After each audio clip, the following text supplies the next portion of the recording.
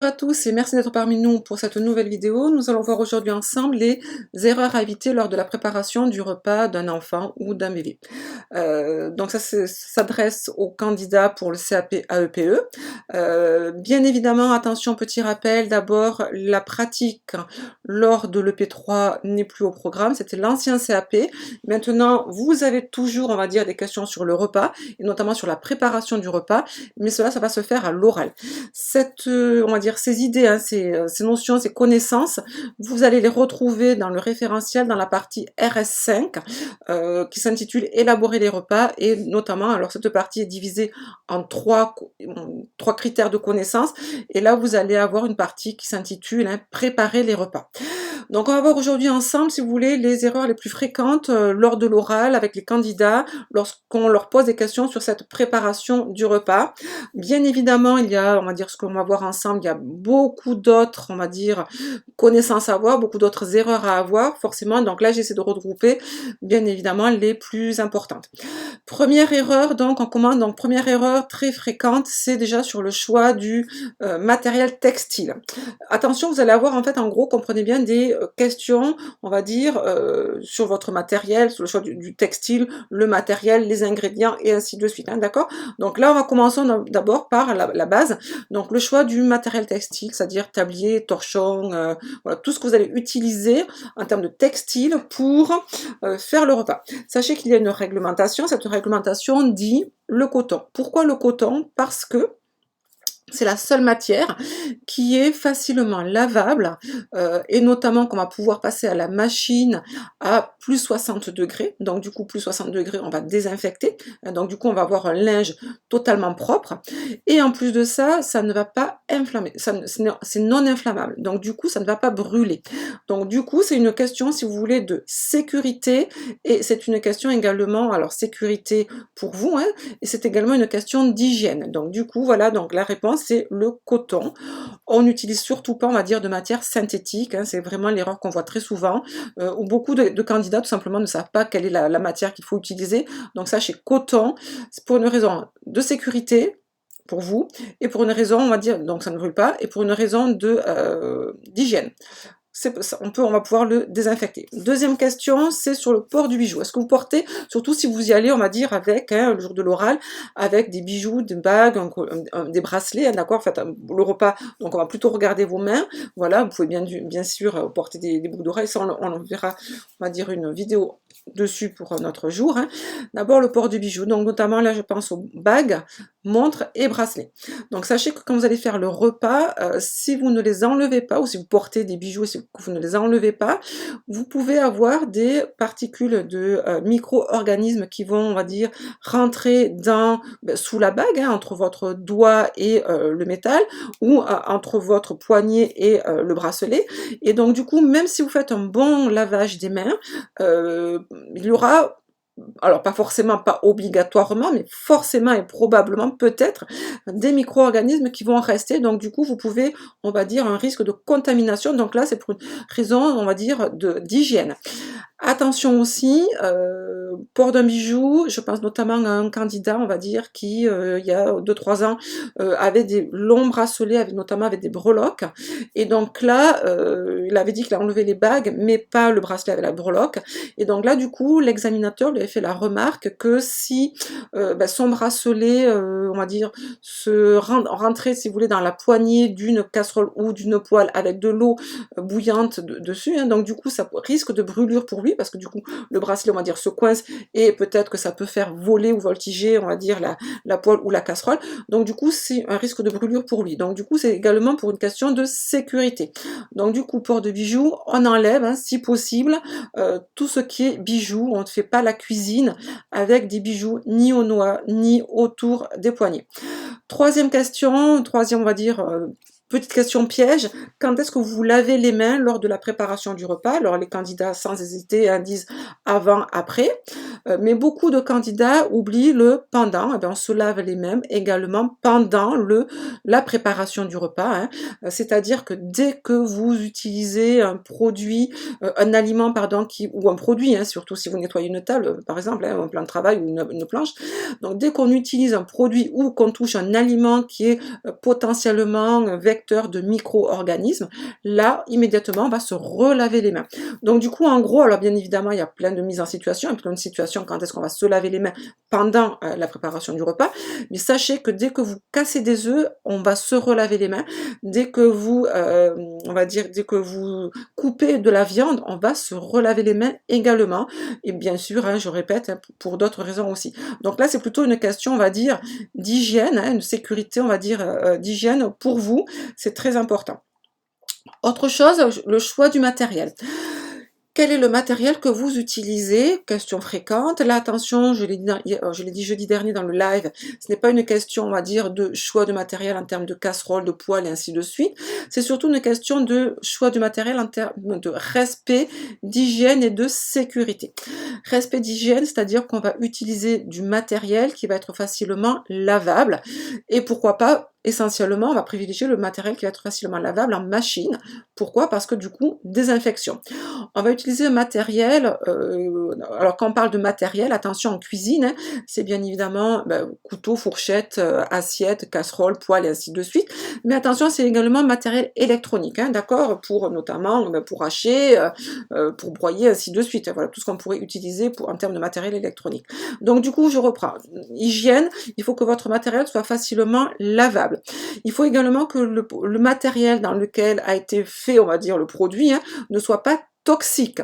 Il faut qu'il soit relativement solide et non déformable. En gros, tout simplement, il faut qu'il soit aux normes françaises ou européennes. Ça, c'est la base. Pour des raisons d'hygiène également, il faut changer le matériel le plus régulièrement possible lors de la préparation du repas ou ne pas hésiter à le laver pour éviter les contaminations croisées. J'en ai parlé déjà ça hein, dans le live l'autre jour parce que si, imaginons que vous, on va dire que vous coupiez, on va dire un aliment, on va dire qui a été contaminé par une intoxication, hein, voilà, une bactérie, et que sur une planche, et que vous ne changez pas la planche et que vous coupez après une pomme et ainsi de suite, ou autre, hein, d'accord, sans avoir changé de planche, tout simplement, on va dire, vous avez contaminé du coup votre pomme, et surtout si l'enfant le mange, on va dire cru, forcément la contamination croisée. Donc du coup, on nettoie, on change, et on utilise du matériel aux normes de sécurité, ça c'est pour des questions d'hygiène. Après, vous avez également pour des raisons de sécurité. Pour des raisons de sécurité, on va utiliser un matériel qui est relativement léger, qu'on va pouvoir déplacer facilement. Donc, on est toujours là, hein, je vous rappelle, dans les normes françaises, normes, c'est les NF hein, ou normes CE, normes européennes. On va également utiliser un matériel là, électronique, hein, broyeur, ou ainsi de suite, hein, qui soit, on va dire, si possible, on va dire, conforme, bien évidemment. Donc c'est pour ça que les examinateurs, dans le référentiel, il est fortement souhaité de ne pas acheter de matériel d'occasion pour tout ce qui est électronique. Et je rappelle, petit rappel également, pour tout ce qui est matériel de puériculture. On n'achète pas d'occasion. Voilà. En tant que parent, on fait ce qu'on veut, hein, mais en tant que professionnel, on évite, pour des raisons de sécurité. Quatrième, on va dire, question fréquente et qui peuvent justement être source de, on va dire, de questions pièges, c'est comment organisez-vous votre travail, comment organisez-vous votre plan de travail lorsque vous préparez le repas de l'enfant. Tout simplement, on prépare le plan de travail en faisant ce qu'on appelle la marche en avant. On va mettre en place un coin propre et un coin sale. Si vous ne respectez pas cette marche en avant, ou si vous ne savez même pas le mot, si vous ne connaissez même pas le mot, ou si vous ne connaissez même pas qu'il faut mettre un coin propre et un coin sale, sachez que forcément là, vous allez perdre des points. Pourquoi? Parce que c'est une question, on va dire, vous mettez en danger l'hygiène de l'enfant, hein, vous mettez en danger, vous risquez de provoquer, on va dire, des contaminations, ce qu'on appelle les contaminations croisées, et donc du coup, hein, c'est vraiment une question d'hygiène, donc du coup, on respecte coin propre, coin sale, et on respecte cette organisation, ce cheminement tout au long de votre préparation du repas.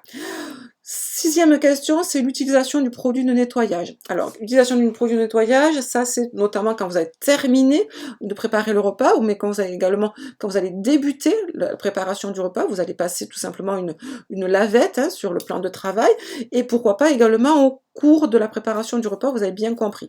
Donc là, deux possibilités. Soit on utilise, on va dire, un couteau, une fourchette, une petite assiette, ainsi de suite. Là, l'utilisation du produit de nettoyage, ça va être, soit on passe au lave-vaisselle si le matériel passe au lave-vaisselle, sinon on va utiliser un détergent classique, style lave-vaisselle, produit vaisselle, hein, d'accord, voilà.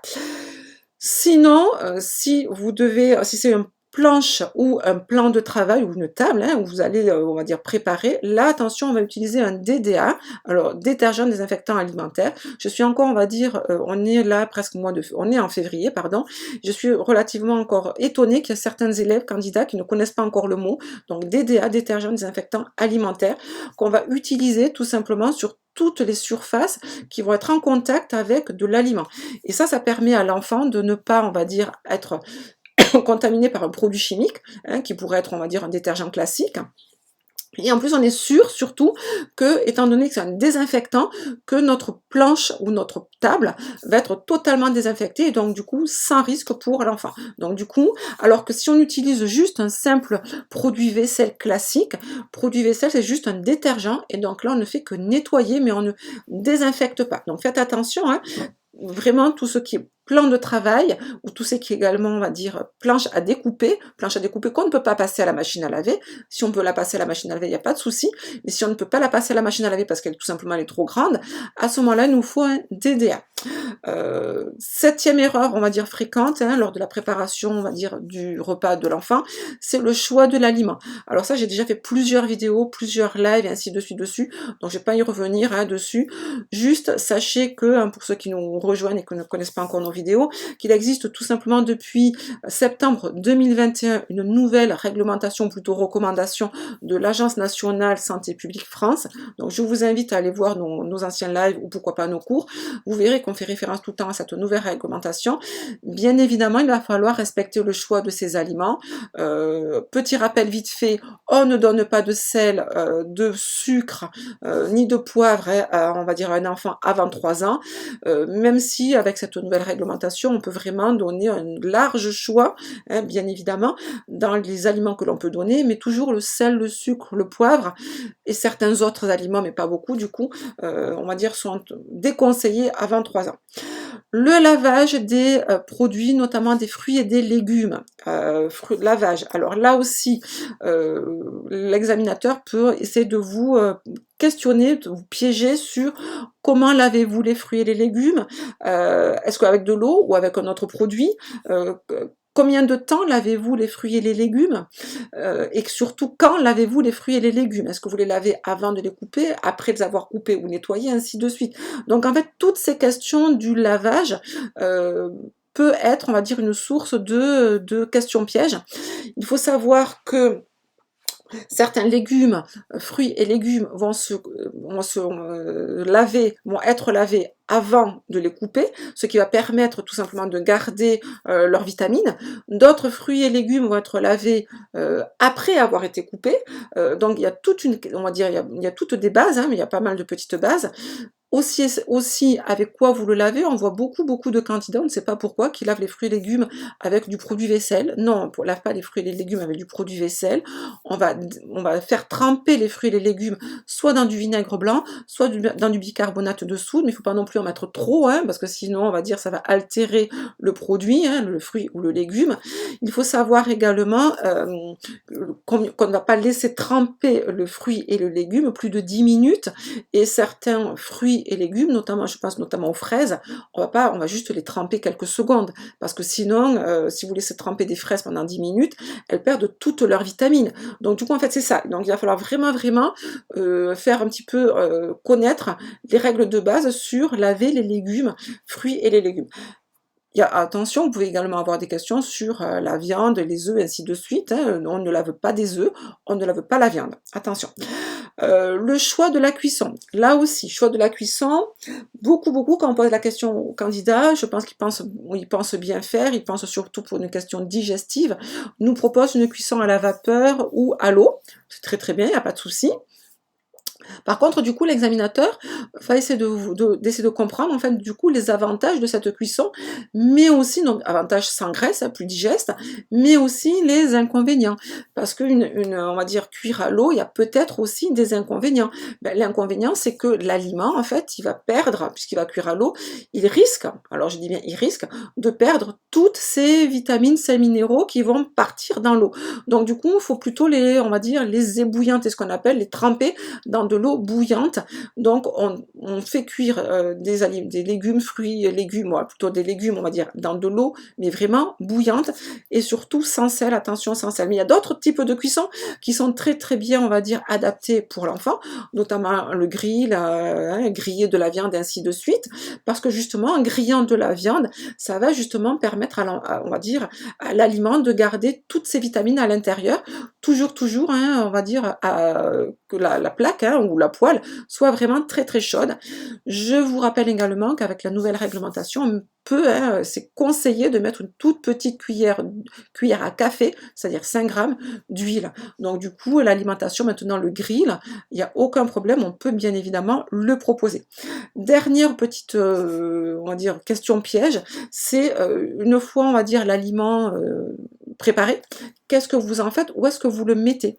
Et bien tout simplement, beaucoup de candidats pensent en fait qu'on le laisse, on va dire, sur le plan de travail, avec un torchon, on l'a vu, on le voit très souvent, ça, cette mise en situation, ou on le met dans le frigo, mais on oublie de le filmer, ou on le met, on pense bien faire, on le laisse dans le four, puis on éteint le four, mais le four, on va dire, il est chaud, donc du coup, le problème c'est que la cuisson, l'aliment continue à cuire, et puis au bout d'un certain moment, peut-être au bout de 2-3 heures, le four il va forcément refroidir, et donc du coup, notre aliment, il est, on va dire, comme ça, sans protection, donc du coup, soit si on le laisse dans le four, on laisse le four branché à plus 63 degrés, ce qui permet vraiment de stopper, d'arrêter la propagation des micro-organismes. Sinon, si petit à petit on laisse notre aliment comme ça, on va dire une fois prêt, la propagation des micro-organismes va se mettre en place. Sinon, on le met bien évidemment au frigo. Le mieux, c'est de le mettre au frigo. On attend d'abord qu'il refroidisse un petit peu, entre une demi-heure et une heure, ou 1h30. Voilà, 2 heures grand maximum. Filmé, et après on le place au frais à 4 degrés. Voilà, donc ça c'est, on va dire, la règle de base. Donc voilà, donc là on a vu à peu près les 10 erreurs les plus fréquentes. Je vous rappelle, la préparation du repas, il n'y a pas de préparation du repas, mais vous devez préparer un menu, et lorsque vous allez préparer un menu, que vous allez le présenter à l'oral, vous allez après avoir des questions sur comment préparer le repas.